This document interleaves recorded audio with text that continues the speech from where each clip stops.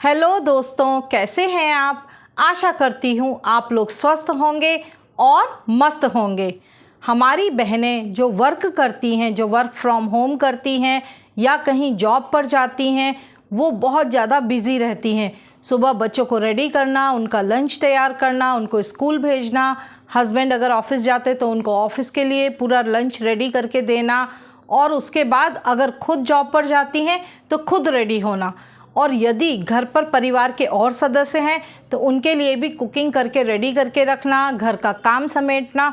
तो इतना काम हो जाता है कि काम करते करते हमारा पूरा टाइम ऐसे ही निकल जाता है। और फिर जब शाम को आते हैं तो शाम को फिर वही काम, खाना पकाना है, घर का जो काम फैला हुआ है उसको समेटना है। तो पूरा दिन भागते भागते निकल जाता है। और उसी पर आ जाते हैं हमारे त्योहार। त्योहार तो हमें मनाना है, चाहे हम कितने भी बिज़ी हों, चाहे हमारे पास कितना भी ऑफिस का काम हो या हमारा कितना भी एक्स्ट्रा काम हो, हमें सब कुछ एक तरफ रख के हमें अपने फेस्टिवल्स मनाने पड़ते हैं। कोई भी फेस्टिवल हो, कितना भी बिज़ी व्यक्ति हो, लेकिन जो फेस्टिवल पे हमारे रीति रिवाज हैं वो तो हमको करने ही पड़ते हैं। हम जिस तरीके से मनाते हैं वो हमको कैसे भी मनाना ही पड़ता है।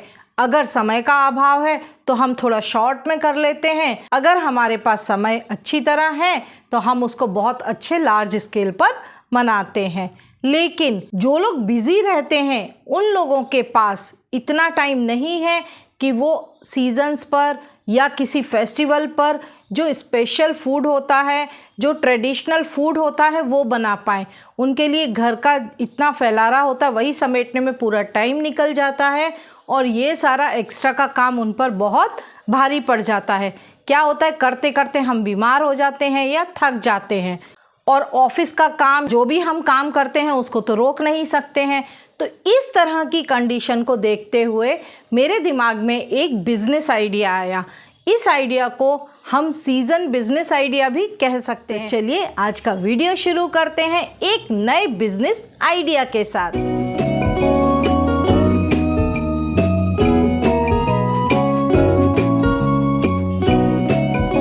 नमस्कार दोस्तों, मेरा नाम शिखा है और आप देख रहे हैं Shikha tips and vlogs channel.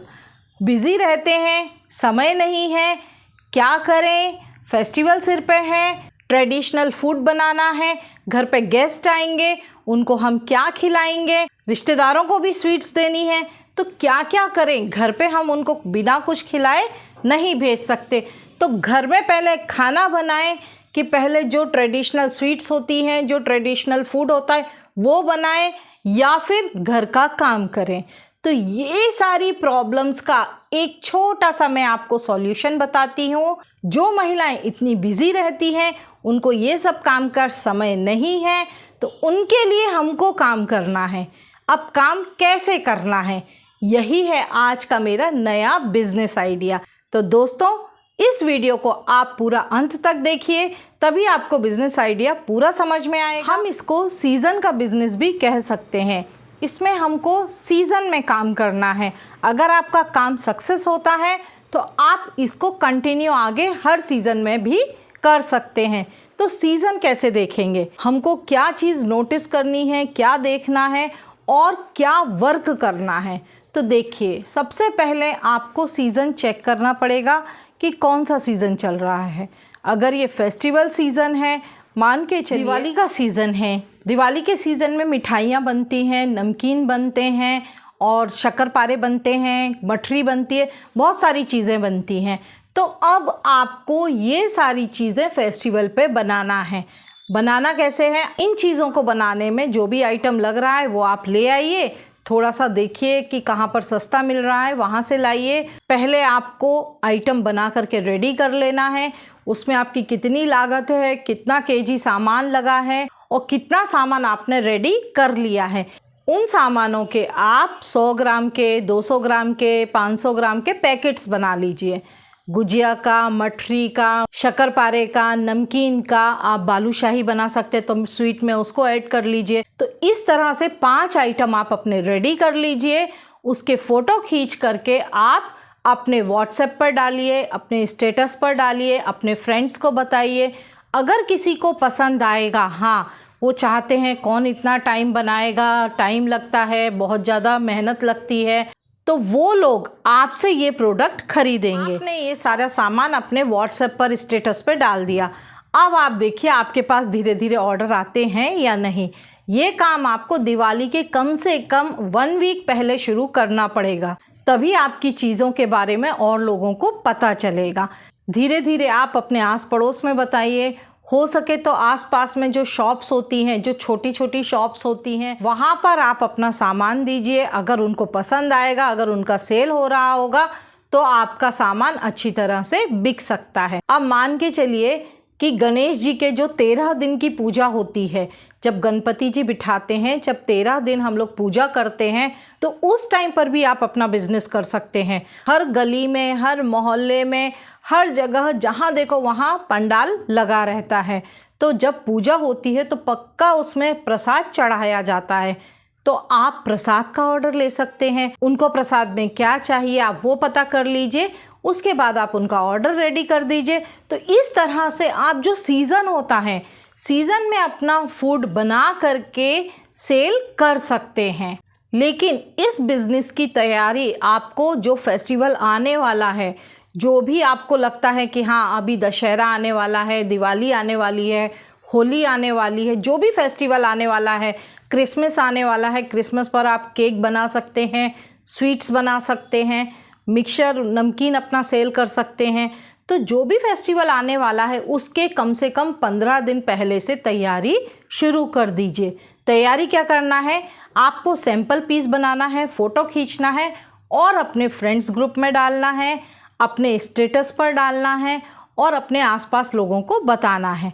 तो इस तरह से आपके जो प्रोडक्ट है उनका प्रचार होगा और जिनको वाकई में ज़रूरत है वो आपको ज़रूर ऑर्डर देंगे। बहुत सी महिलाएं बाहर वर्क करती हैं, उनको वाकई में टाइम नहीं मिलता ये सब बनाने का, लेकिन मन करता है कि हाँ त्यौहार पर हमारे यहाँ भी गेस्ट आएँ तो हम उनको भी स्वीट खिलाएं, उनको भी हम गुजिया दें, उनको भी मठरी दें, लेकिन टाइम नहीं है, बना नहीं पाती हैं। पैसा है लेकिन बनाने के लिए टाइम नहीं है।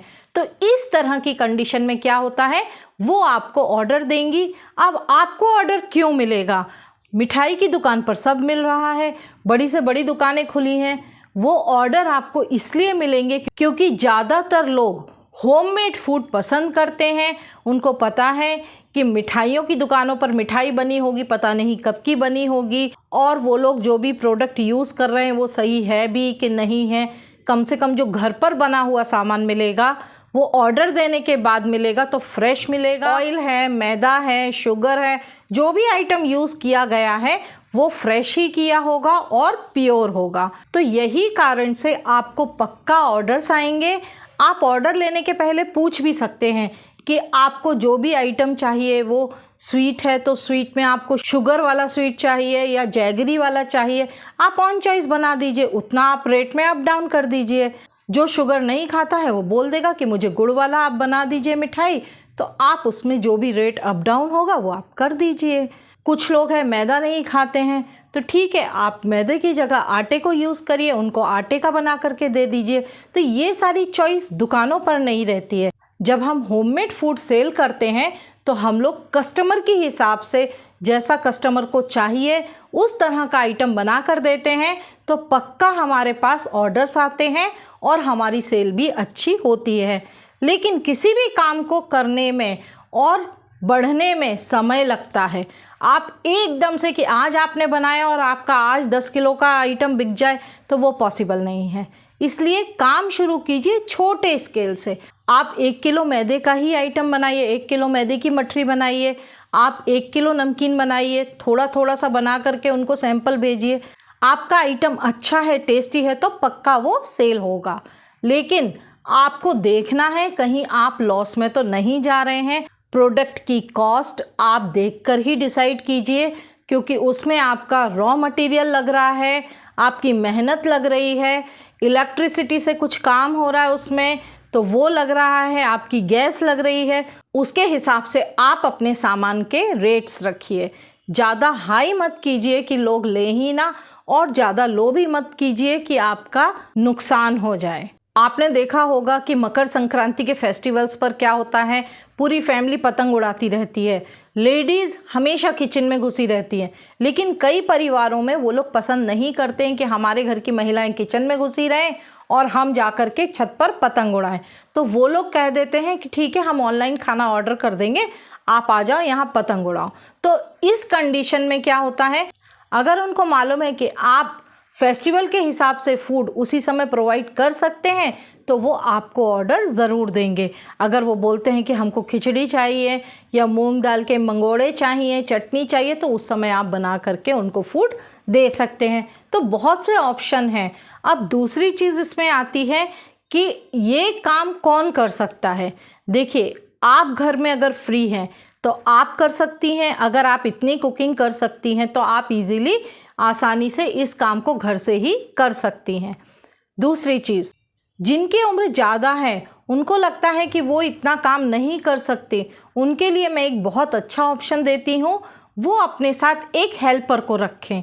हेल्पर को मतलब आप खुद कुछ मत कीजिए, उस हेल्पर को सिखा दीजिए।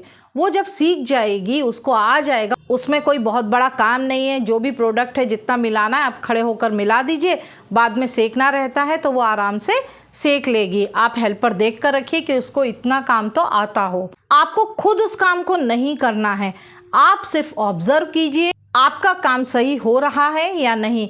तो जिनकी उम्र ज़्यादा है वो भी इस काम को आसानी से कर सकते हैं।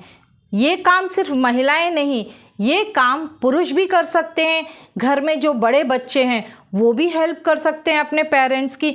मतलब ये किसी एक का बिजनेस नहीं है। इसमें अगर आपकी ग्रोथ हो जाती है, अगर आपको फ़ायदा होता है तो इस बिज़नेस को बढ़ा सकते हैं और इसमें आपके परिवार के सदस्य भी आपकी मदद कर सकते हैं। आपको कहीं बाहर जाने की ज़रूरत नहीं है, सिर्फ इसकी मार्केटिंग करनी है।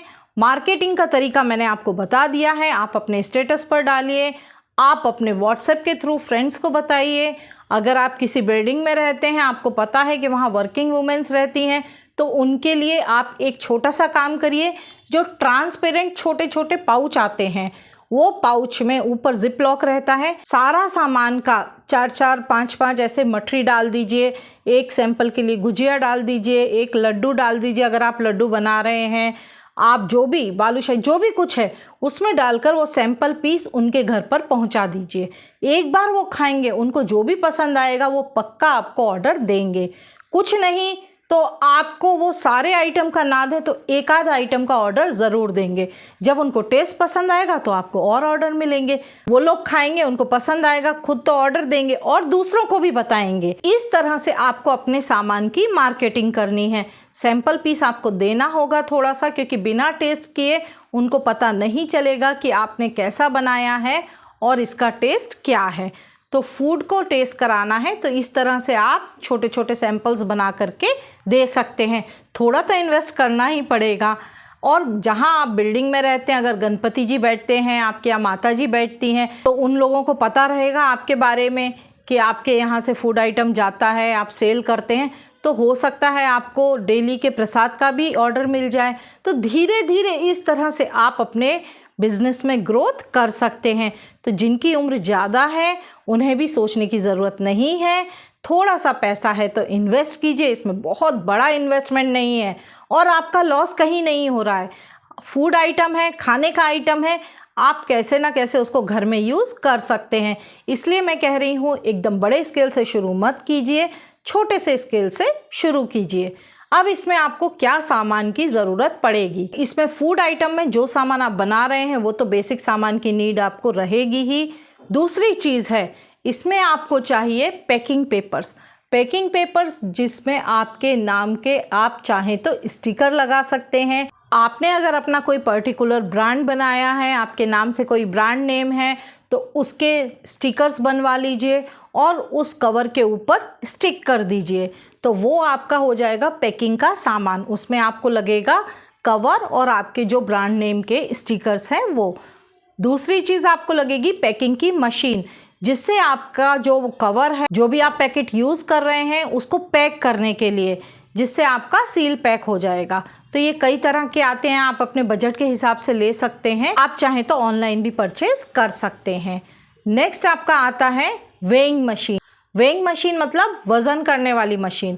तो तो आपको कितना आइटम कितने ग्राम वेट करके उस कवर में डालना है, उसके लिए आपको वज़न करने की मशीन की ज़रूरत पड़ेगी। आप चाहें तो वज़न करने वाली मशीन को भी ऑनलाइन खरीद सकते हैं। ये आपके ऊपर है, आप कैसे लेना चाहते हैं। अगर आपके यहाँ आसपास कोई सस्ता मार्केट है जहाँ पर ये सामान कम रेट पे मिल जाएगा, आप वहाँ से ले लीजिए। तो ये सामान आपका बेसिक सामान है, इतना कम से कम सामान आपको चाहिए। पैकिंग मशीन, आपके जो कवर हैं पैकिंग कवर्स, आप 3 तरह के, 4 तरह के, 5 तरह के, जिस तरह से आप वेट करके जितना वेट आप सेल करना चाहते हैं उस साइज़ के कवर्स ले लीजिए। कुछ 100 ग्राम के ले लीजिए, कुछ 200 ग्राम के ले लीजिए, कुछ 500 ग्राम के ले लीजिए, कुछ 1 केजी के ले लीजिए, क्योंकि कई बार बड़े बड़े ऑर्डर आते हैं तो आप फिर कैसे पैक करेंगे। छोटे छोटे पैकेट्स बनाकर नहीं बेचना है। आप अगर बड़ा ऑर्डर आता है तो आप एक ही पैकिंग में 1 केजी का ऑर्डर बना करके पैक कर सकते हैं। तो इस तरह के आप कवर खरीद लीजिए।